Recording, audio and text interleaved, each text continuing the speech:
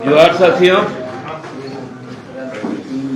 आजकल बहुत लोग ना चाहते हुए भी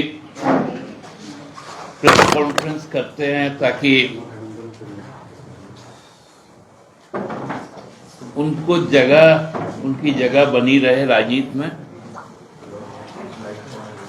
ऐसा ही आज एक press conference Bharatiya Janata party के प्रदेश अध्यक्ष आदरणीय बाबूलाल मरांडी जी की तरफ से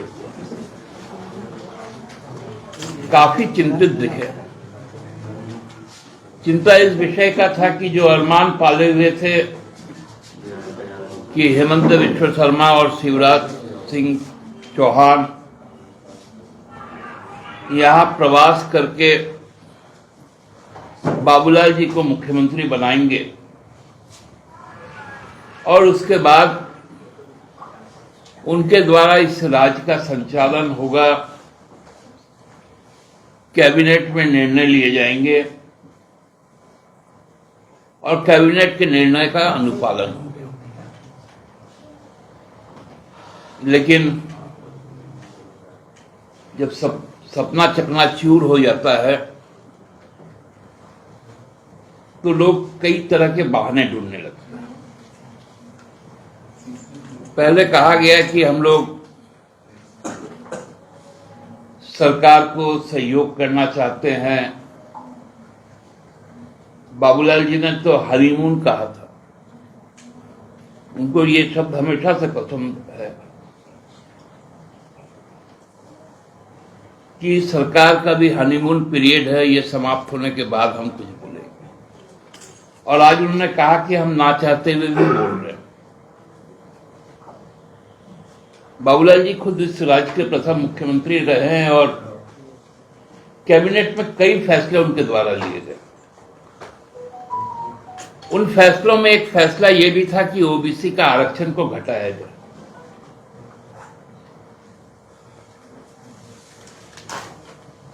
उसी तरह विगत 7 जनवरी को हेमंत बाबू के कैबिनेट ने एक फैसला लिया कि भाई कई राज्यों में राज्य सरकारें अपने मर्जी से अपनी समझ से पुलिस के सर्वोच्च पदाधिकारी पुलिस महानिदेशक का चयन करती है और पदस्थापन करती है। यह केवल झारखंड में लिया गया फैसला नहीं, हमारे पड़ोसी कई राज्यों में, चाहे वो पश्चिम बंगाल हो, चाहे वो उड़ीसा हो, चाहे वो बिहार हो, चाहे वो यूपी हो, जहां कई राज्यों में भाजपा की सरकारें हैं,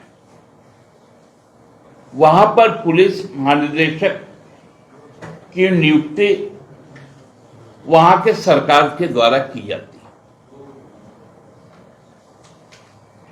उसी प्रकार इवन जो दक्षिण के राज्य, तमिलनाडु हो, कर्नाटका हो,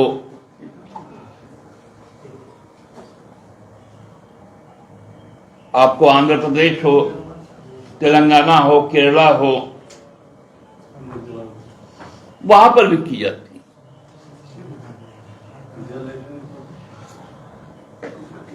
गुजरात में भी पुलिस महानिदेशक की नियुक्ति और राजस्थान में भी वहां की राज्य सरकारों द्वारा की जाती है। ये एक अलग परंपरा था कि झारखंड सरकार पूर्व में 3 नामों का पैनल भेजती थी और उसके बाद उस पैनल से कोई सिलेक्ट होकर आता। अब वो प्रथा समाप्त कर दी गई और यह निर्णय कैबिनेट का, और कैबिनेट का निर्णय इसलिए है क्योंकि इस कैबिनेट को जनादेश प्राप्त, आपको नहीं है बाबूलाल जी, आपको जनादेश है विपक्ष में बैठे, साथ साथ जनादेश ये भी है, और आप सुप्रीम कोर्ट का हवाला दे रहे थे। सुप्रीम कोर्ट ने कहा कि भाजपा को नेता प्रतिपक्ष चुन लेना चाहिए। बाबूलाल जी, सुप्रीम कोर्ट के कहने के बाद आप नेता प्रतिपक्ष क्यों नहीं बना पा रहे? हमने तो डीजीपी बनाया, कैबिनेट का डिसीजन। अभी सत्र भी आहूत हो गया, इसी महीने से 24 तारीख से शुरू होगा।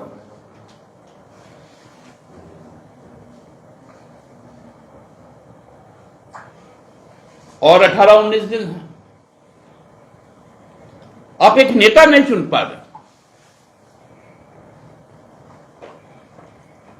मैं तो कहूंगा कि सुप्रीम कोर्ट के उस आदेश का अब हाईकोर्ट स्वतः संज्ञान ले कि विपक्ष का नेता क्यों नहीं बना पा रही। क्या बाबूलाल जी योग्य नहीं है? क्या चंपई सोरेन जी योग्य नहीं है?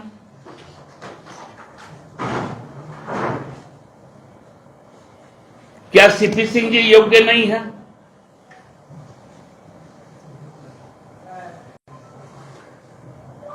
ऐसी कौन सी उनकी मजबूरी है?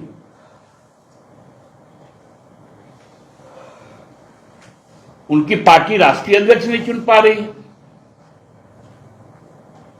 यहां विधायक दल अपना नेता नहीं चुन पा रहा, और बाबूलाल जी को कैबिनेट के डिसीजन से तकलीफ हो रहा। आज अखबार में पढ़े, मुख्यमंत्री ने केंद्र सरकार को ब्यौरा भेजा था 1,36,000 करोड़ का। सार्वजनिक रूप से सरकार और पार्टी ने बताया था कि 1,36,000 करोड़ रुपए किस चीज का है। आप उस पर फिर से बोलते हैं क्योंकि वो आपको बने रहना है अखबार में, 2 कॉलम न्यूज आ जाए, टीवी में 30 सेकंड से लेकर 90 सेकंड तक आपको दिखाया जाए।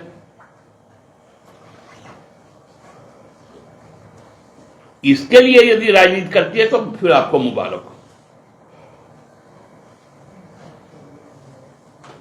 आप बताइए, आपको कैबिनेट में आप ओबीसी आरक्षण क्यों घटा दिए थे?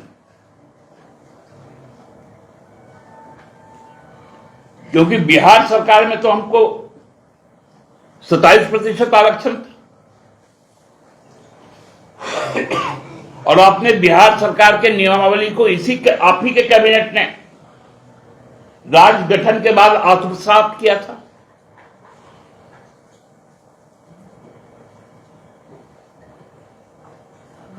उनको मलाल कैबिनेट ना फॉर्म करने का, क्योंकि जो उनको आसाम से और दिल्ली और मध्य प्रदेश से जो आए थे और चुनाव को जिता दिए थे, उस चुनाव तो हार गए। अब उनको कैबिनेट नहीं। मैं भारतीय जनता पार्टी के राष्ट्रीय नेतृत्व से एक बहुत नम्र निवेदन करूंगा कि अपने विधायक दल का एक कैबिनेट बना दे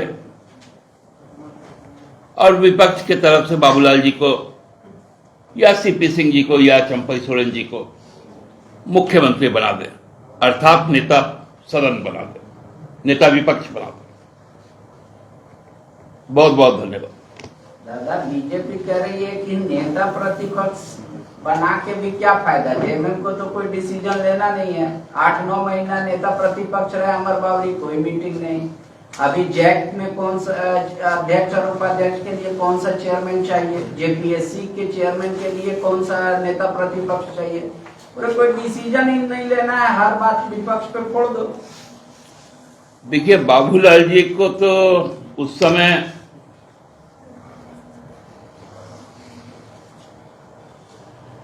शायद लोग बड़ी जल्दी भूल जाते हैं।